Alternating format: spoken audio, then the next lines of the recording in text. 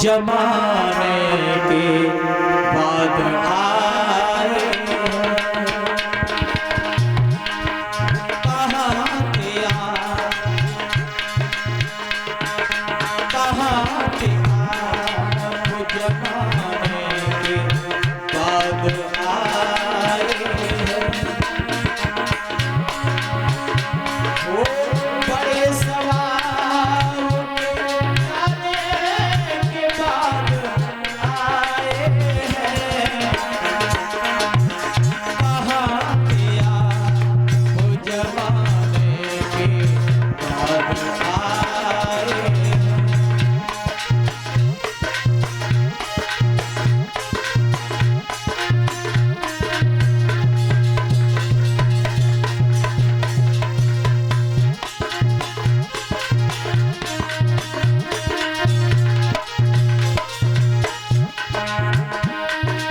यशोधरा कहने लगी है अब आए हो तो क्या आना हुआ, मैंने तेरे प्यार में सदियां गुजार दी है,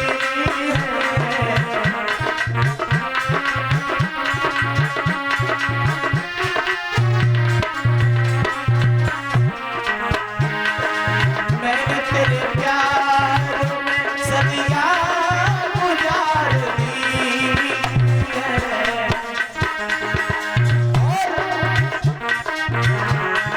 मेरा सब कुछ अब जाने के बाद आए, कहाँ थे आप, जमाने के बाद आए।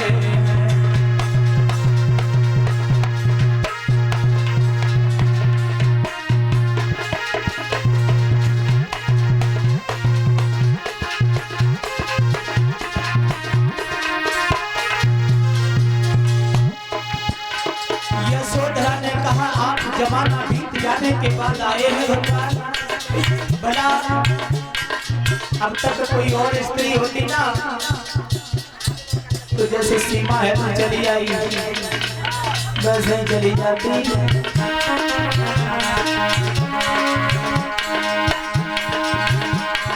मेरे सवाल के जाने के बाद आए हैं, कहाँ थे आप, जमाने के बाद आए हैं, कहाँ थे आप।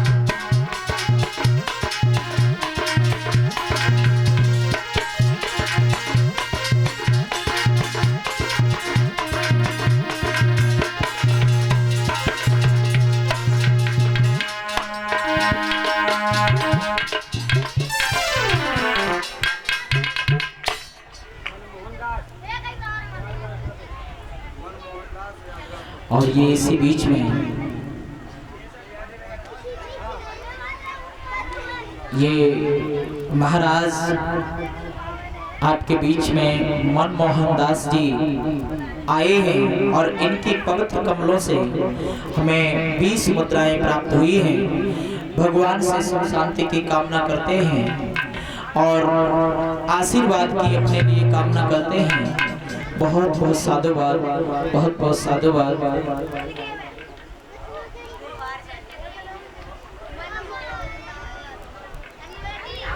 गाएंगे भी लोग, थोड़ी कथा रह गई है।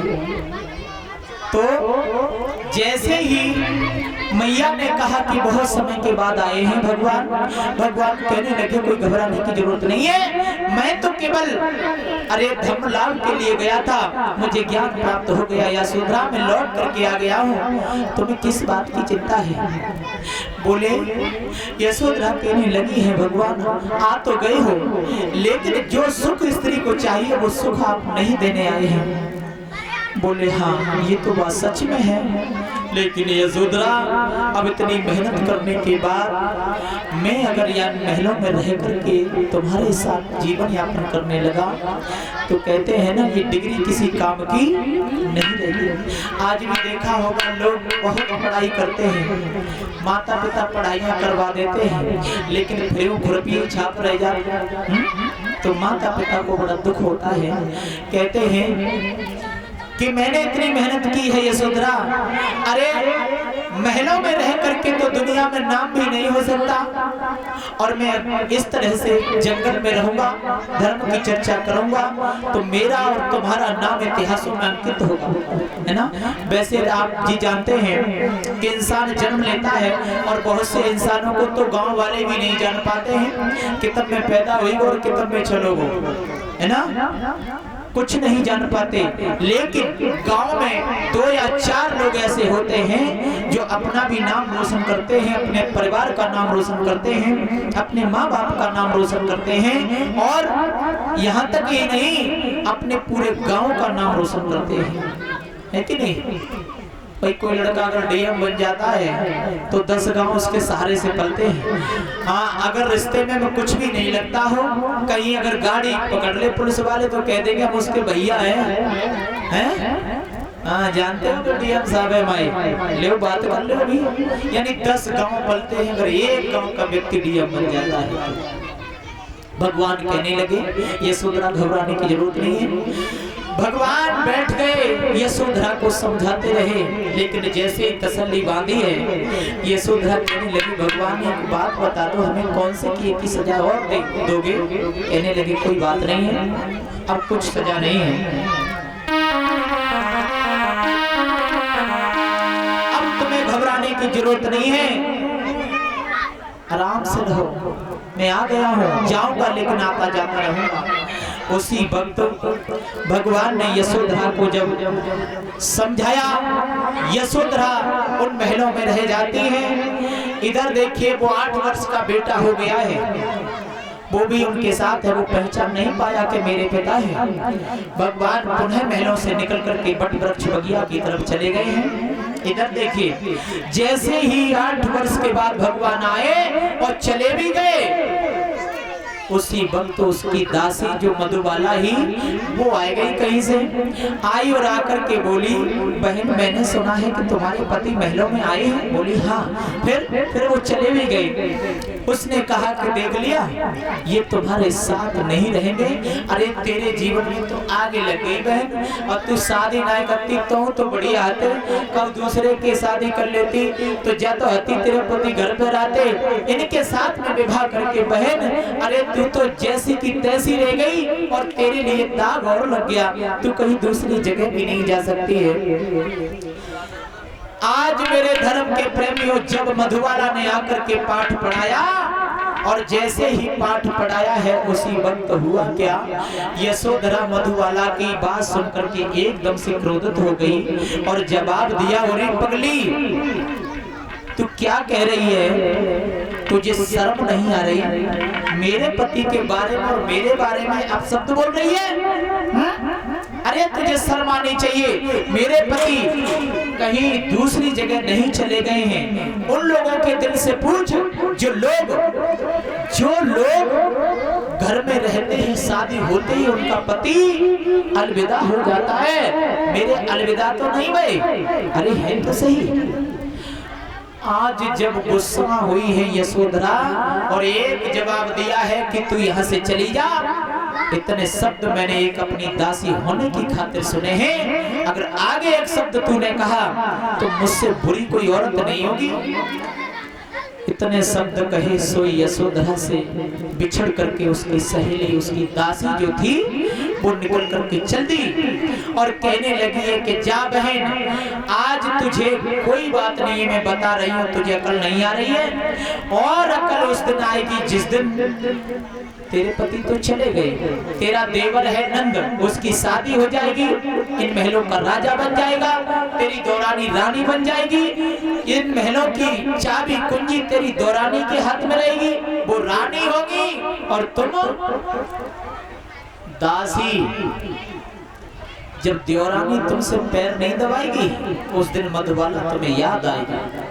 और जब इतने शब्द सुने सोई भाग के गई, पीछे से हाथ पकड़ो वापस लौटा के ले आई। कई बहन मैं पागल हूँ, मुझे कुछ समझ में नहीं आ रहा, तू मेरे हित की बात कर रही है? बोले हाँ, और किसके हित की बात कर रही हूँ?